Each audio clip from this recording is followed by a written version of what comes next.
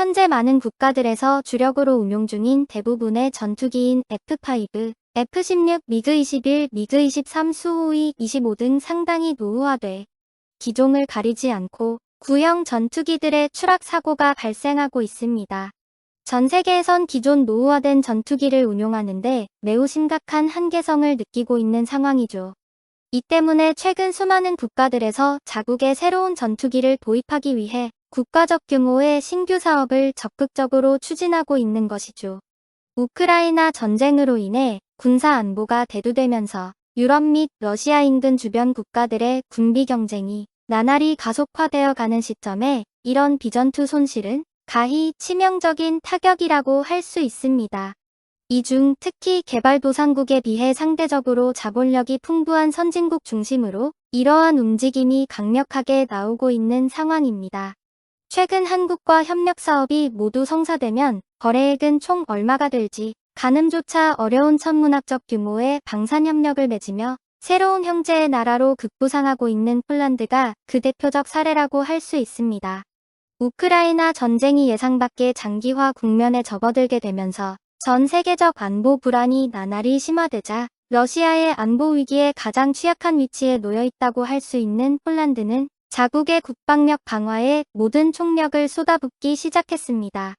폴란드는 수개월간의 우크라이나 전쟁의 양상을 통해 군 현대화가 현대전의 승패에 얼마만큼 지대한 영향을 끼치는지를 뼈저리게 느끼게 되었고, 이에 폴란드는 글로벌 방산업계에서 엄청난 성장 속도와 높은 전 세계를 상대로 높은 신뢰성을 증명해내고 있는 한국 방산업계를 다급히 찾게 된 것이죠.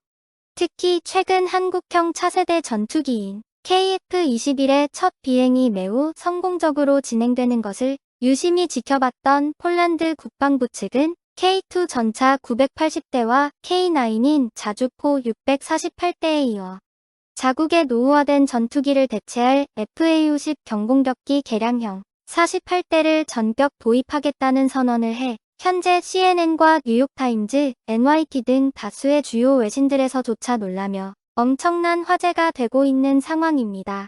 그도 그럴 것이 이번 FA-50의 계약은 카이의 단일 수출 주문 중 역대 최대 규모인과 동시에 방산 수입에 까다롭기로 소문난 유럽 국가의 최초로 FA-50을 수출해낸 역대급 선거였기 때문이었습니다.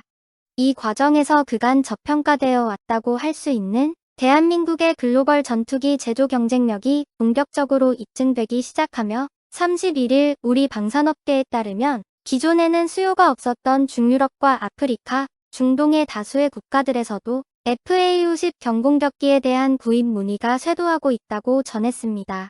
이 때문에 현재 외신들에선 한국이 폴란드를 중심으로 한 중유럽 및 동유럽 지역에 한국산 무기 산업의 추가적인 경제적 확장성을 위한 발판을 마련했다는 극찬을 쏟아내고 있는데요. 이에 카이는 그동안 동남아시아 지역에서 쌓았던 성과를 기반으로 유럽 시장으로 사업 영역을 넓혀나가고 있습니다. 또한 무려 1,000대가 넘는 FA-50 수출도 충분히 가능할 것이라는 강력한 자신감을 표출하기도 했습니다. 무엇보다도 최근 다수의 국가들에서 실제 FA-50의 본격적인 도입 문의가 급속도로 진전이 되기 시작하며 이러한 자신감이 결코 헛된 전망이 아니라는 사실을 입증합니다. 이처럼 전 세계적 이목이 집중되고 있는 한국의 글로벌 전투기 제조 경쟁력에 대해 유독 최근 중국 관영 매체들에서 이례적일 정도로 강한 반발과 함께 극단적 조롱이 가득 담긴 기사를 보도하고 있었습니다. 하지만 최근 엄청난 역풍과 함께 망신을 당해버리고 있는 상황이 펼쳐지게 되는데요. 사건의 시작은 최근 국방 및 항공 관련 전문 매체인 글로벌 비즈니스 프레스가 말레이시아 공군의 차세대 주력 전투기 전환 사업에서 중국, 인도, 러시아, 튀르키예 등 다른 주요 경쟁자들을 제치고 한국의 FA-50 전투기를 선택할 가능성이 매우 높아졌다는 보도를 전하면서부터입니다.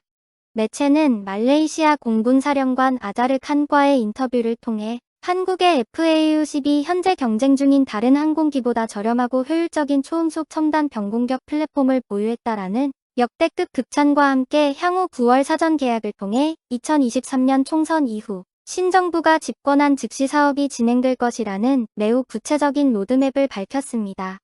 앞서 말레이시아 공군은 우선 36대의 경전투기를 신속 도입하고 향후 전투기 훈련기까지 2, 3회에 걸쳐 추가 도입 계획을 밝히고 있기 때문에 결코 사업의 규모가 작지 않은 상황입니다.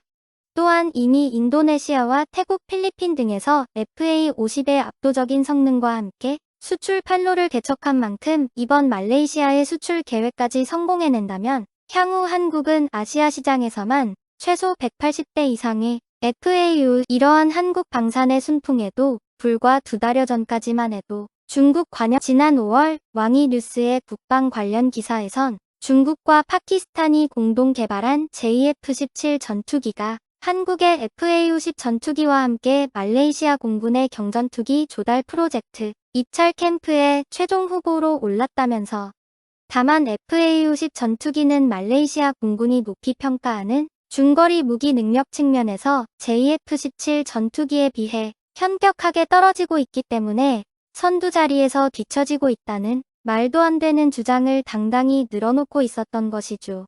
심지어 매체는 여기에서 그치지 않고 한국의 FA-50 전투기가 훌륭한 전투기인 것은 확실하나 공중전 수준에서 JF-17 전투기와 완전히 비교할 만한 수준이 되지 않으며 지상 공격 능력과 가격 면에서도 경쟁력이 떨어진다는 터무니없는 분석을 내놓았습니다.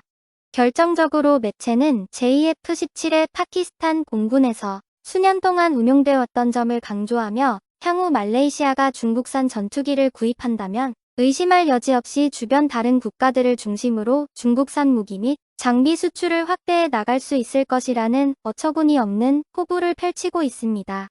사실상 일말의 가치조차 없는 터무니없는 주장들 뿐이지만 왕이 뉴스가 주장하고 있는 FA-50과 JF-17의 성능적인 부분에 대해서는 애당초 역대급 뻥스펙과 끊임없는 고장으로 인해 이미 지난 수십 년간 글로벌 방산업계에서 외면을 받고 있습니다. 또한 그들이 가장 자신있게 주장하고 있는 파키스탄에서의 유일한 실전 성능 역시 이미 인도네시아와 태국, 필리핀 등에서 FA-50은 완벽에 가까운 운용 능력과 효율, 압도적인 유지보수 능력을 보여주며 사실상 완승이라고 말할 수 있습니다. 그나마 중국 매체가 주장하고 있는 것 중 가격적인 측면에서의 이점만 유일하게 사실이라고 할 수 있는 상황이지만 애초에 한 대당 수백억에 달하는 전투기 도입 사업에서 제대로 된 검증조차 되지 않고 중국산 전투기를 경쟁 후보에 넣어놓은 것은 입찰 과정에서 조금이라도 우위를 얻기 위해 가격을 흥정하기 위한 전략이라는 것이 중론입니다. 이러한 중국 측의 역대급 헛소리를 지켜본 세계 각국의 군사 전문가들 사이에서조차 다소 황당하다는 반응이 주를 이루고 있습니다. 실제로 군사 전문가들은 애당초 중국은 후보 리스트에 아예 있지도 않으며 인도의 테자스가 FA-50의 가장 주요한 경쟁 후보로 거론되고 있다는 분석을 내놓고 있는 상황입니다. 게다가 더욱 재미있는 사실은 그토록 한국산 전투기를 깎아내리기 바빴던 왕이뉴스 측에서 지난달 25일 매우 이례적이고 굴욕적인 보도를 쏟아냈다는 것이었는데요. 25일 왕이뉴스는 자동차, 디지털 가전, 조선 강국에 이어 대한민국의 다음 목표는 군사 강국인 것이 확실해 보인다라는 분개가 가득 담긴 서두로서 글을 시작해 나갔습니다. 이어서 매체는 과거 많은 주변국들이 비웃었지만 최근 들어 비약적인 군사력 증강 속도를 보이고 있는 한국은 결국 엄청난 돌파구를 만들었다며 이제는 더 이상 한국을 과소평가할 수 없게 되었다. 그 이유는 바로 FA-50 경전투기가 처음으로 나토 회원국 시장에 진입했기 때문이라는 보도를 전했습니다. 매체는 앞서 전해드린 K2 전차 980대와 K9인 자주포 648대라는 엄청난 성과와 더불어 소국이라며 그토록 깎아내려왔던 한국산 FA-50 전투기를 폴란드가 최대 48대나 도입할 계획을 밝힌 것에 대해 굴욕을 감출 수 없다는 것입니다.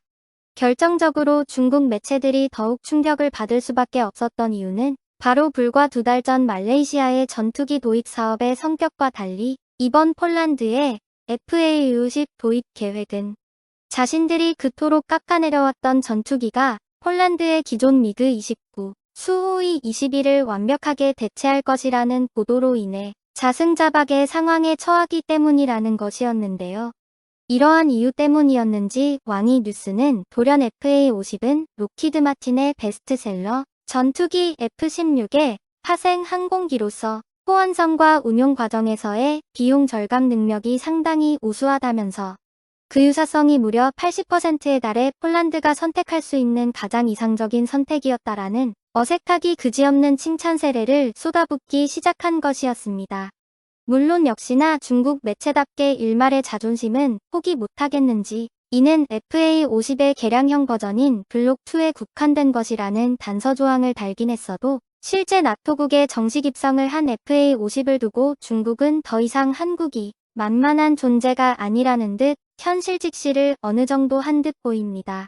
현재 글로벌 방산업계에서 한국산 무기체계에 대한 신뢰도와 기능적인 측면이 중국산 무기체계에 비해 월등히 떨어진다는 주장을 펼친 지 불과 2달여 만에 이런 압도적인 굴욕을 경험하자 그 나라의 그 국민답게 해당 기사를 본 중국 네티즌들은 도저히 현실을 직시하지 못하고 한국이 또 천문학적인 로비를 해 폴란드 시장에 부정 입성을 한 것이라던가 최근 폴란드의 상황이 너무나도 급박한 나머지 값싼 가격에 매우 잘못된 선택을 한 듯 보인다라는 조롱과 비난을 이어나갔습니다.